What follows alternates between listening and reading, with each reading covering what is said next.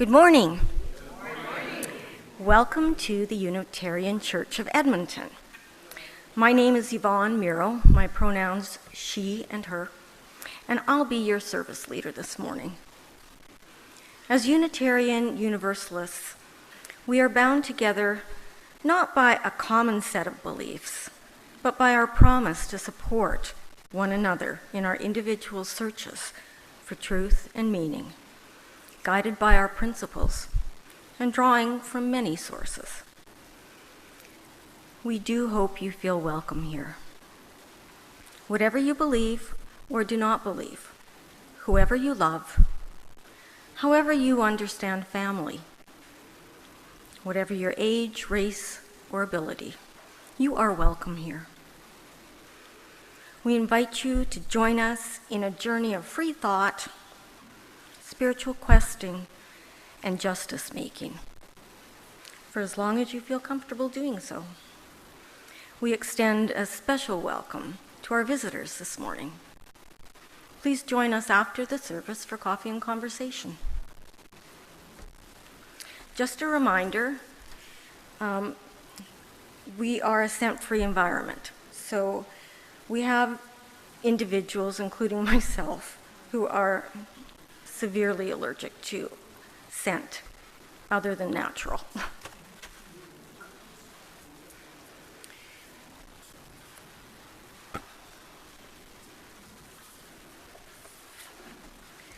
Let me take a moment to acknowledge that we're on Treaty 6 land, the ancestral territory of the Cree, Dene, Blackfoot, Saulteaux, and Nakota Sioux and Métis people. We thank the Indigenous knowledge keepers of this area for teaching their people how to live sustainably on the land, in harmony with it, and with respect for all creation. We acknowledge that during colonial rule, this opportunity was taken away from Indigenous peoples, and now they call out to us all to respond in acts of reconciliation, to listen to their voice of knowledge of how to live in harmony with respect to the earth. I have some announcements. Gordon, Rosemary, and Mireu.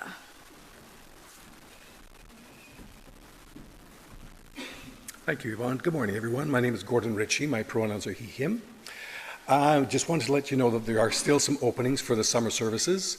So if there's something that you're interested in, something that you're passionate about, some information that you would like to share with other people, you can speak with me after the service. There's lots of information to help you create your service. And so just let me know if you're interested, and we'll get you booked in for the summer. Thank you.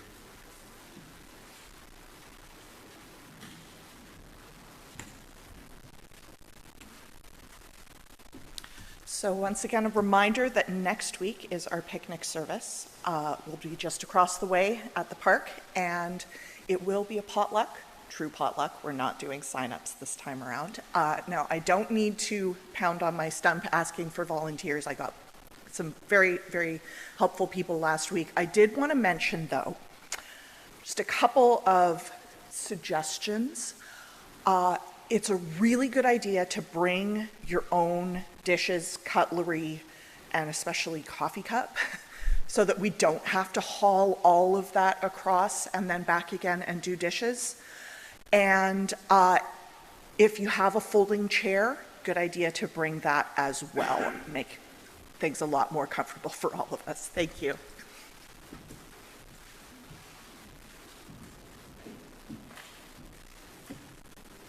Probably if you have two, bring two, even if there's just one of you, because people like me will forget, and then we're hooped and don't like sitting on the ground, and I'll just steal your chair, so bring two.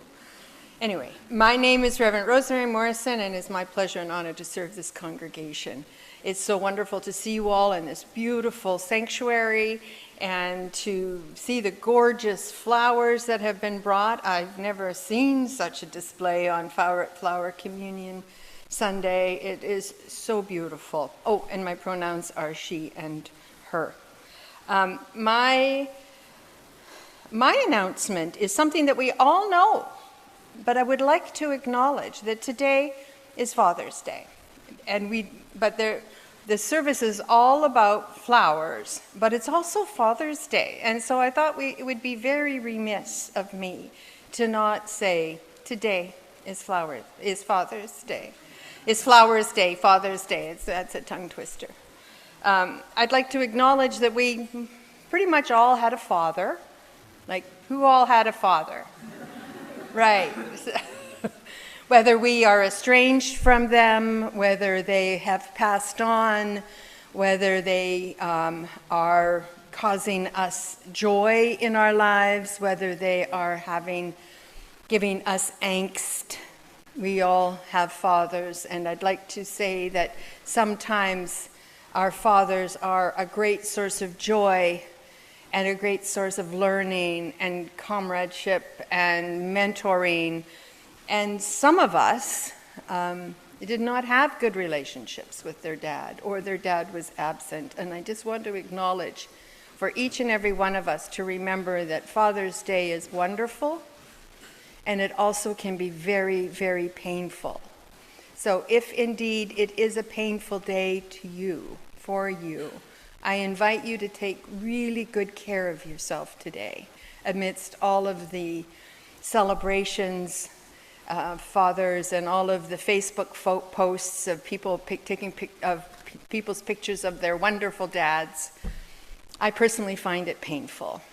So I just want to acknowledge that it isn't all wonderful for everyone, and let's be kind, and especially to ourselves on this Father's Day. And if you are lucky and you have a father and he is here and you love him to bits, I would suggest to you that you give him the biggest hug that you've ever given him, because it is rare and wonderful to have these kinds of beautiful relationships with our parents, our siblings, and sometimes ourselves.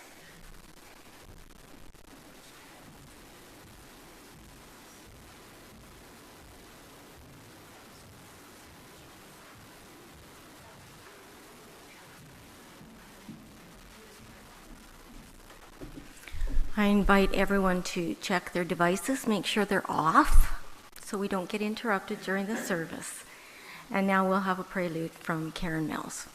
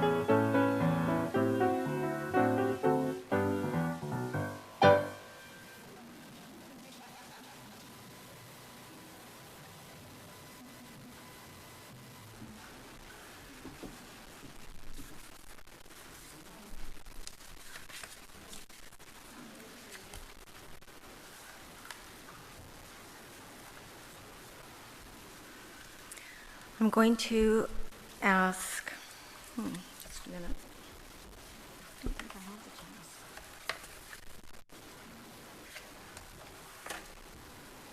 I'm going to ask Teresa Wilkinson to come up and light the chalice today.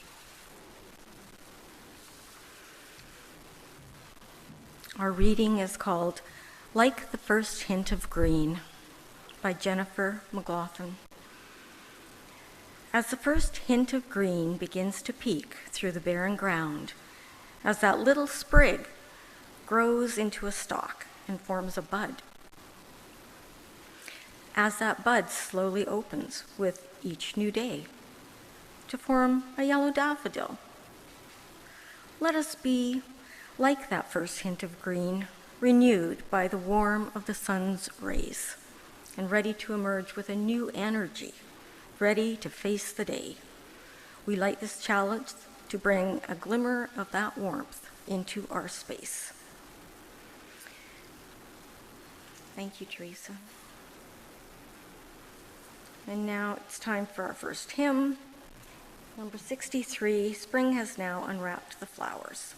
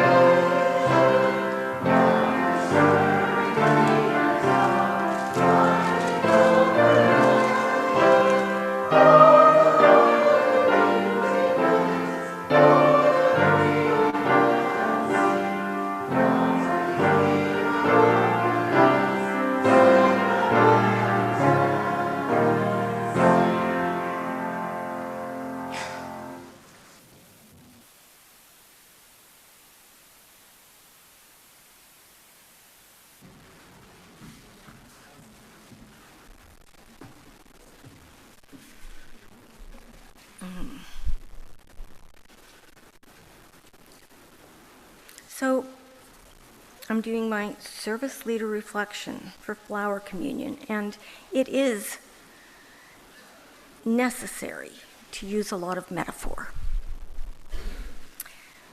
I love irises. The deep purple blue of their petals is my favorite color, and surprisingly hard to replicate with dyes and paints and crayons. Though I've tried, I think it's a magic color, and one that nature keeps secret. I also love that irises are a French symbol, the fleur de lis, part of my own heritage. Je suis française.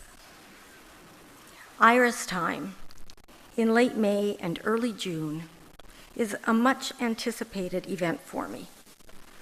I've been the fortunate steward of a beautiful line of irises that dates back over 100 years. I've even transplanted some to the condo where I live now from my yard. And I split them every few years for their health, giving many plants away to others, including Audrey, I see, and Marilyn, and quite a few others here. They are a pretty hardy perennial, as they have to be here in the prairies. They grow from corms, similar to iris bulbs. And as such, they need to be cut back after they're finished blooming in order that energy is sent back to the roots to prepare for future blooms. Iris time is never long enough for me. And though I mourn the end of them when I have to cut them back, I have complete faith in the beauty that will reappear next year and delight me again and taunt me, trying to get the color. And besides, right after the irises come the peonies, those flowery, exuberant, and deliciously fragrant expressions of floral extravaganza. How's that? And the lilacs, May trees, lily of the valley, Asiatic lilies, geraniums, tulips. I could go on and on with all the unique and wonderful flowers of our summers. They lift us up and give us joy. Truly, the earth laughs in flowers. When we extend the metaphor of flowers in today's flower communion to symbolize individuals and this community, my thoughts go to the bouquet of flowers we have so recently lost. So many of our elders have died in recent months, and I mourn their loss deeply. They were pillars of our community in so many ways, active participants in creating UCE for so many years and for so many people. They sat on boards and committees that shaped us. They sang in the choir. They volunteered their time, skills, energy, and ideas toward making this church a real community of friendship and caring and social justice. It takes a lot of different people to be a church. The UCE garden has lost some deeply beautiful flowers this year. But all gardens renew themselves. Sometimes plants die over the winter, while new volunteer plants will suddenly appear, and you wonder where they came from. Well, you can thank the birds and the little animals for that. So, as I look around, I see the many faces of those who have joined the church community over the past few years and are already helping to shape our present and future. The personality of UCE continues to grow and change, introducing new colors and shapes to our garden and challenging us at times to outgrow our original borders and redefine ourselves into a vibrant, re-energized, and sustainable community. To do that, we all need to do our part in looking after each other, tending the garden that is UCE, and making us flourish. We are all gardeners, some doing the heavy work of turning the soil, some weeding or planting, some watering the garden, or feeding the gardeners. We have wholesome work to do here. So get those gardening gloves on and let's make something beautiful together.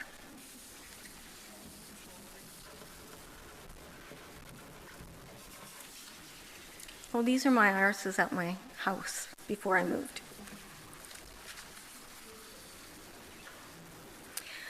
So, I'm just getting myself organized here. It's now time for our offering. Our community is entirely self-governing and self-supporting. One of the privileges of our free church tradition is to provide all the financial support for our many ministries. And from among ourselves, we have no place that gives us money other than us. Generosity, therefore, is one of the spiritual values that we recognize as central to our personal and institutional well-being. In addition to supporting this church community, we also make a monthly commitment beyond our walls. 1/2 of the unidentified cash that is received is given to an outside organization. Some are local, some national, some international.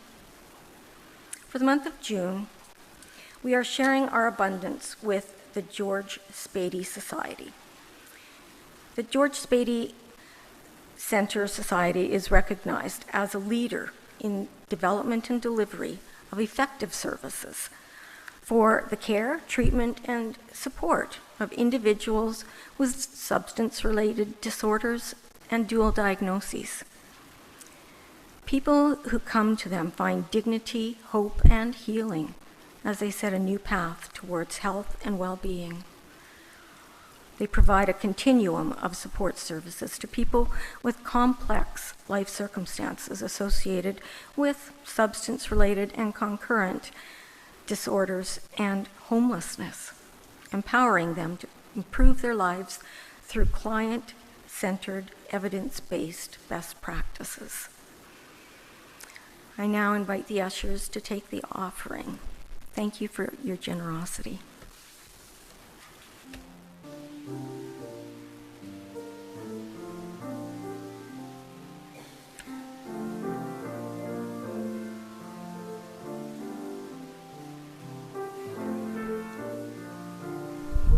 Information about the George Spady Society can also be found on our website.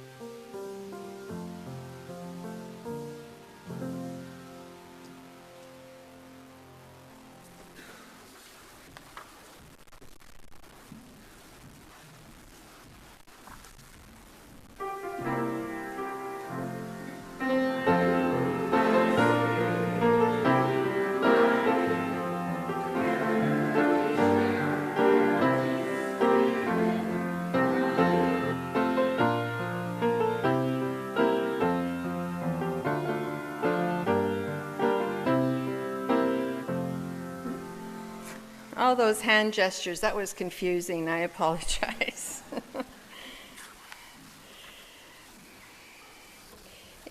Reverend Amy Zucker Morgenstern wrote a beautiful flower communion.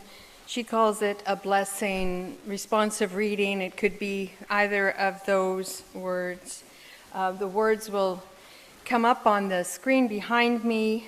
I'll read the bold and you will read the italicized, and basically you only have one line. May our lives bloom like the flowers is your line. Each of us is a flower with a delicate beauty uniquely our own. We may be like sunflowers, turning always towards the light.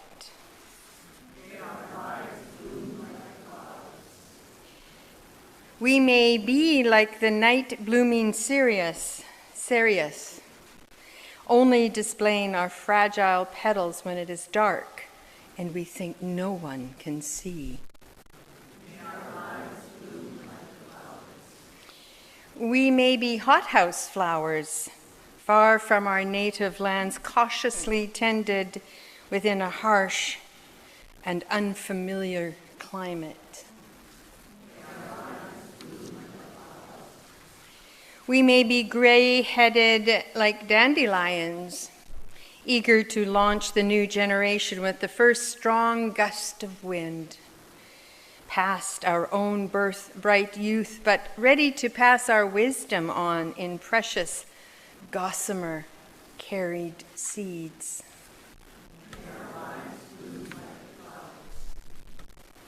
Some of us, sometimes, spring up overnight and fade in the hot glare.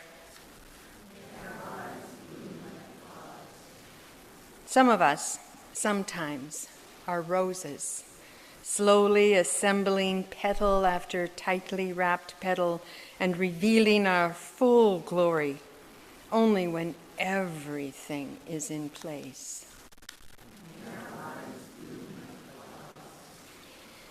Sometimes we are roadside weeds, loveliness bursting improbably from the dust and debris.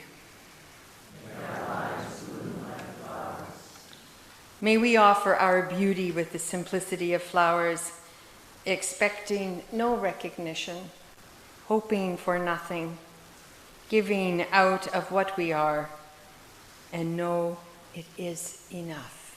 You are enough.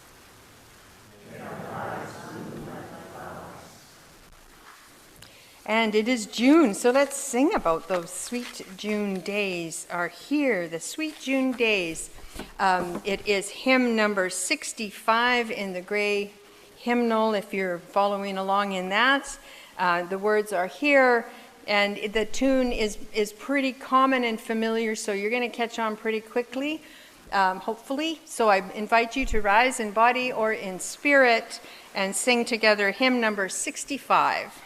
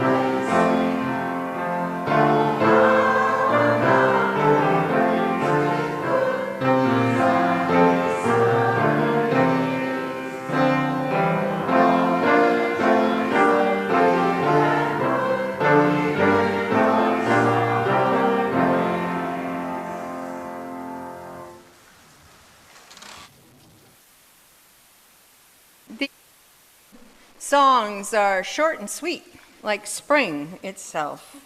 It just doesn't last long enough, in my opinion. So who has ever been to a flower communion celebration service before and knows all about it? So I don't need to tell you anything about it. You're all familiar. Nope. No? We forget, though, we're Unitarians. Okay, all right. So so on flower communion, it's nice to remember why we're doing this, isn't it? And a little bit of history and a little bit more metaphor. Today is flower communion or ceremony or celebration. I have heard it called all three of those things at one time or another. On these important days in the Unitarian Universalist calendar, I think it is important to think about why we do these things. Why does it matter? And what does it represent for us as Unitarian Universalists? Yep.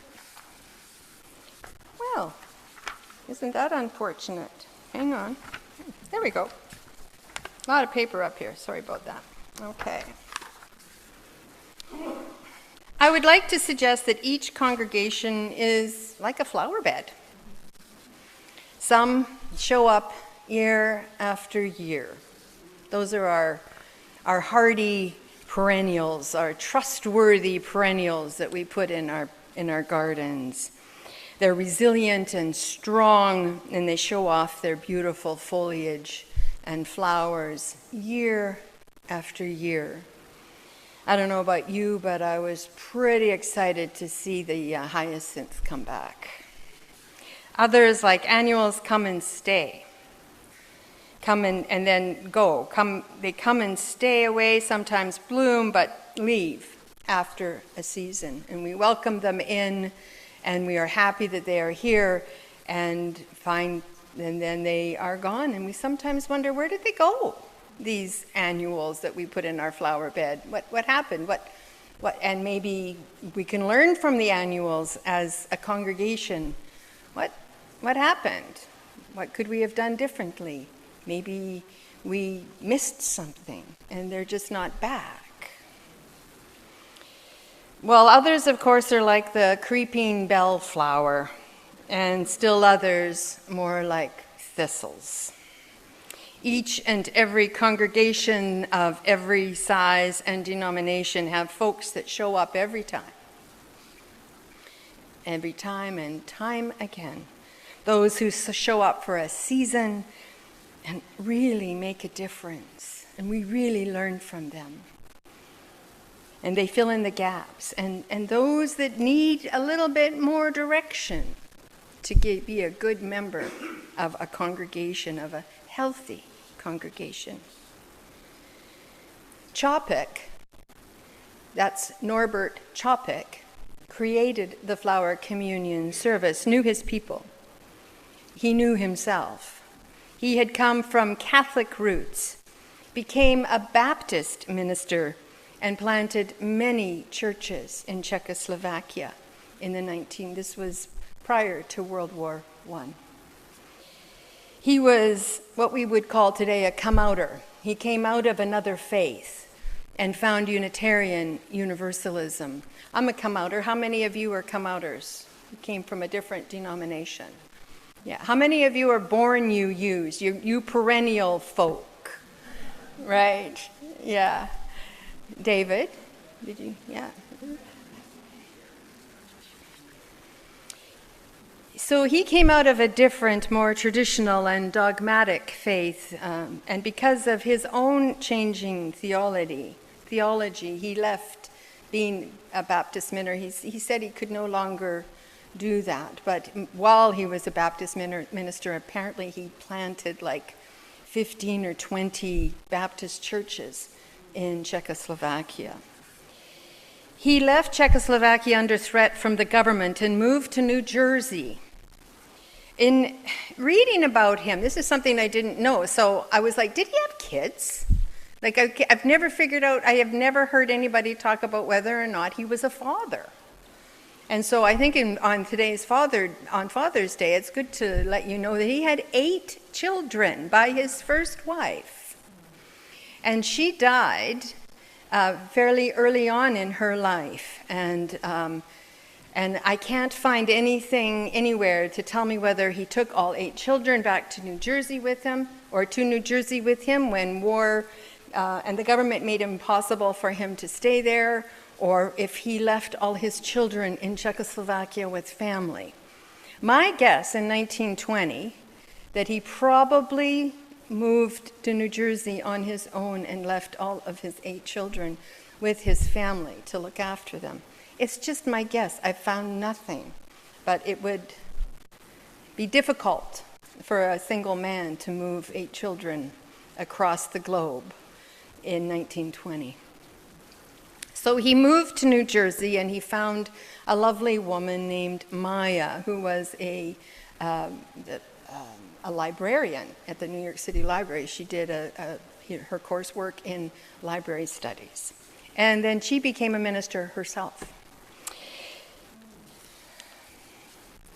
So the flower celebration came out of a longing for more ways to express our faith, to demonstrate our uniqueness in the world of theology and religion. And mark my words, we are very unique in this world of theology and religion. We're not new. We started out in the 1500s, so we're not new, but we are unique. And he said, the celebration is not meant to be a cheap substitute for traditional Christian communion. It was supposed to be more than that, to have its own way and to go further, and not to unite people in a particular ideology or theology, but to offer a space of unification of all people to anyone of goodwill.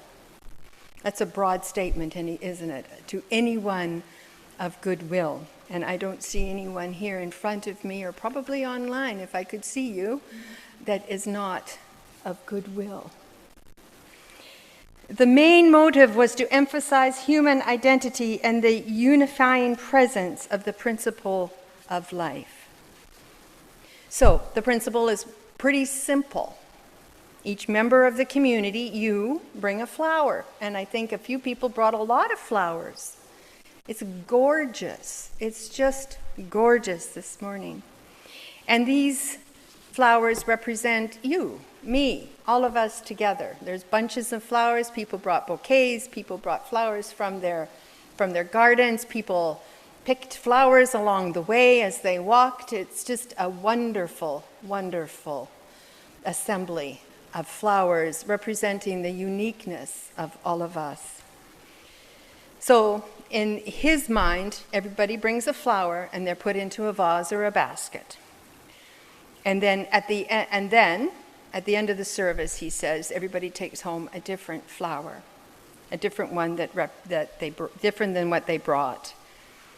So the flower festival, he says, symbolizes the uniqueness of each individual and the sharing of this uniqueness in the community. So in the archives, there's lots of different descriptions of the flower festival, and here's one little thing. There was a letter from Norbert Capek to Samuel Eliot, the president of the American Unitarian Association, dated December 30th, 1923. And here's what Reverend Capek said to the president of the American Unitarian Association. And I've changed it a bit to update some of the language. In the name of Providence, which implants in the seed the future of the tree and in the hearts of people the longing for people living in human love. Flowery language was used in 1923. In the name of the highest, in whom we move and who makes the parent, the siblings what they are. In the name of sages and great religious leaders who sacrifice their lives to hasten the coming of peace and justice. Let us renew our resolution, sincerely to be real siblings, regardless of any kind of bar that estranges one from another. In this holy resolution, may we be strengthened, knowing that this is 1923, but remember, knowing that we are God's family, that one Spirit, the Spirit of love, unites us, and may we endeavor for a more perfect and more joyful life. Amen, he says. That's how he ended his letter. At another flower communion in June of 1924, Capek devoted his attention to capturing the main principles. As a symbol and sacrament, he says, we choose the most tender, accessible, and beautiful things that nature gives us. Flowers. Flowers are divine. One cannot make it, especially the color, even if they were trying as much as possible. The result would be a fake without the scent of life, nothing else. What should our present symbol, our sacrament, express? And he says, each and every one of us is symbolized by a flower. The flowers connected in a bunch of flowers symbolizes community, our sense of belonging. The manner in which we picked the flowers and brought them with us symbolizes free will and freedom. And as Unitarian Universalists, we have free will.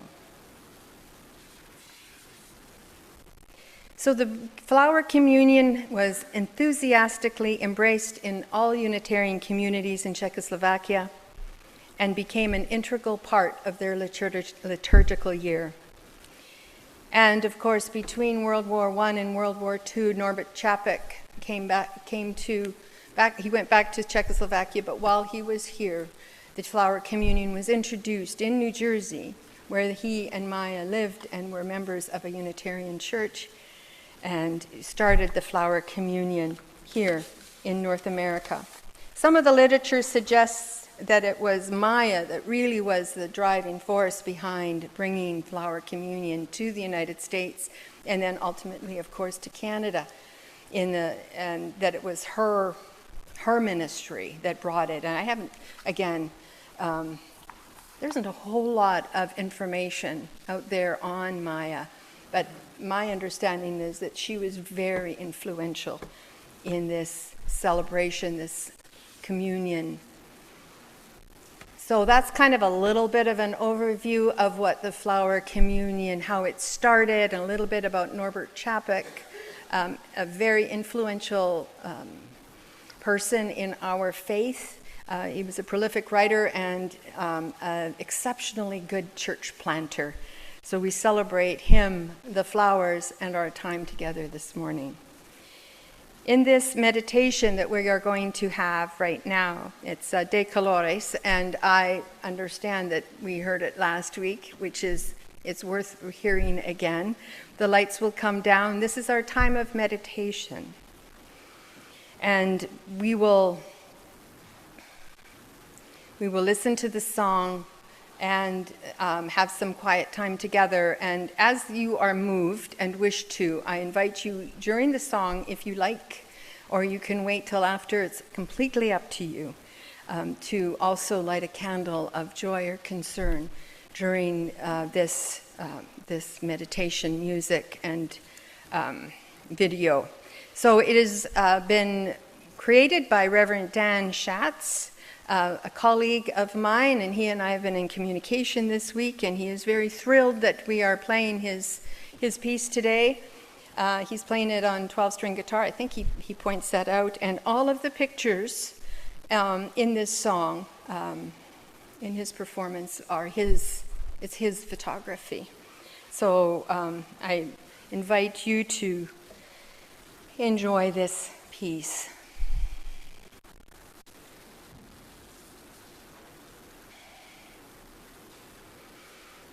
As it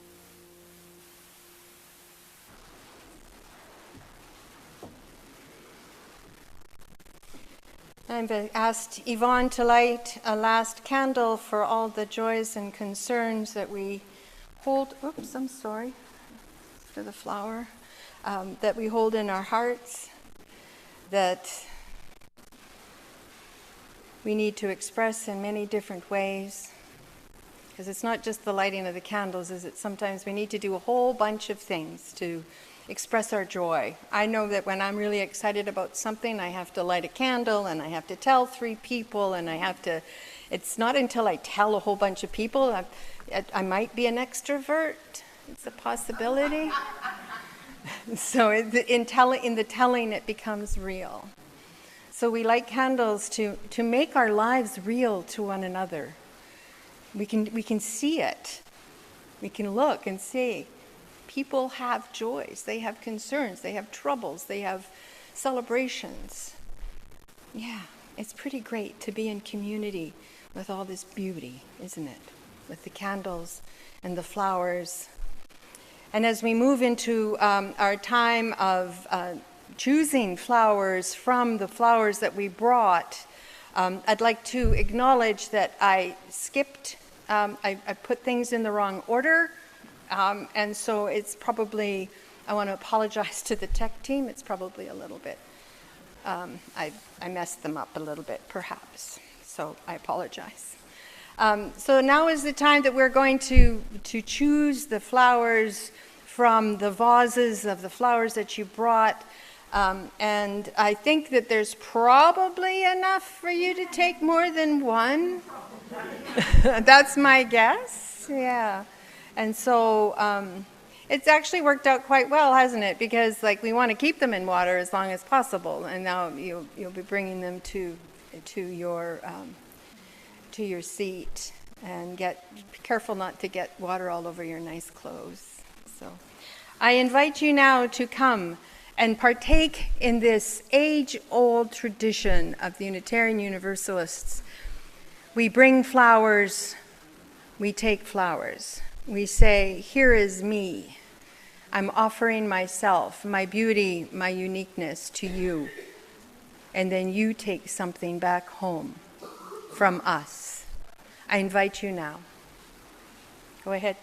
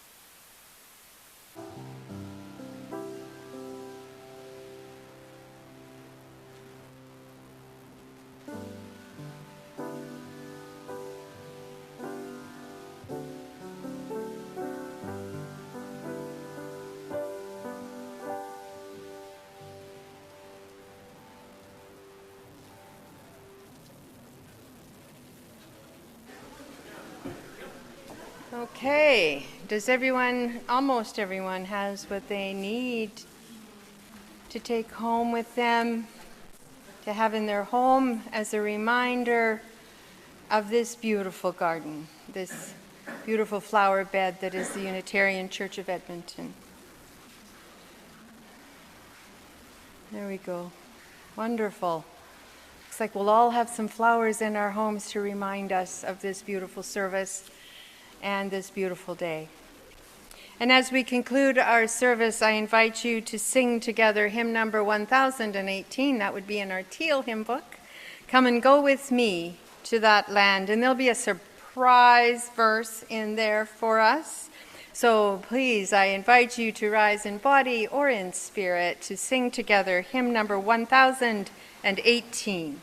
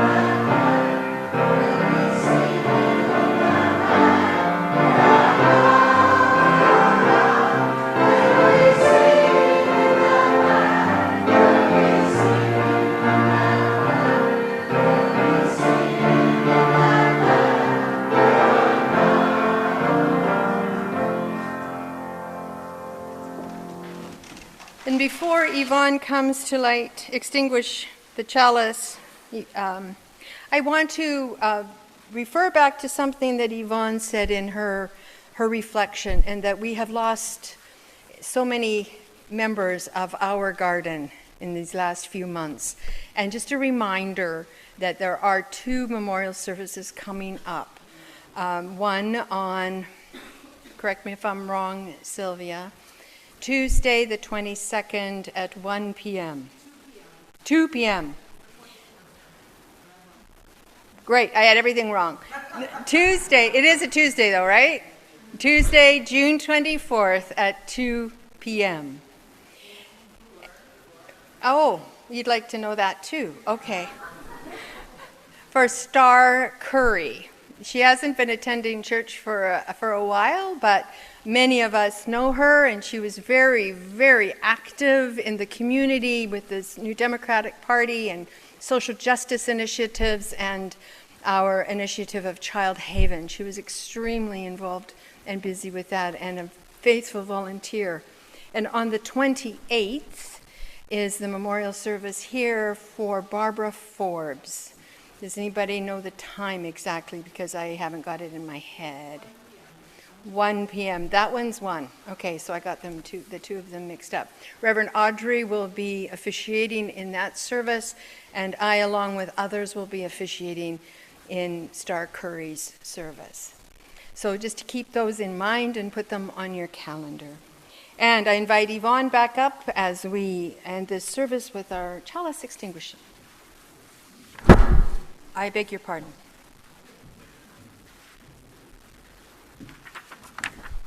But first, I'd like to thank everyone who made this service possible.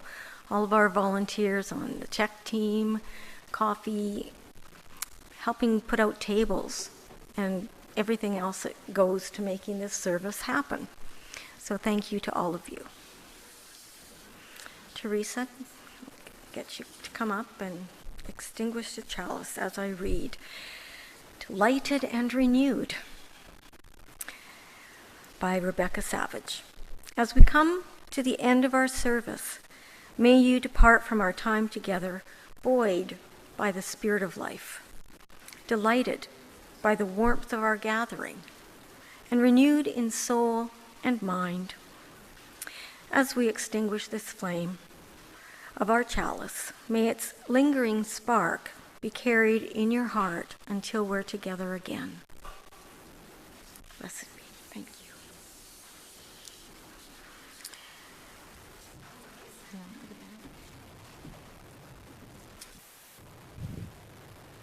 Thank you all for being here today, and as Yvonne said, to everyone that took part in this service. And now I offer you some words of benediction. Do not be dismayed by the brokenness of the world. All things break. Things can break, and things can be mended, but not with time, as they say. I would say that things can be mended with beauty, with flowers, with tending our garden, with paying attention, and above all, loving. Loving unconditionally, loving extravagantly, and loving intentionally. So I invite you to go into the broken world with your light, with your beauty, with your blossoming spirit, and light up the world as only you can. Go in peace, gentle people. Go in peace. Amen. And let us sing our linking song as we depart from this beautiful service, this beautiful time together. Carry the flame.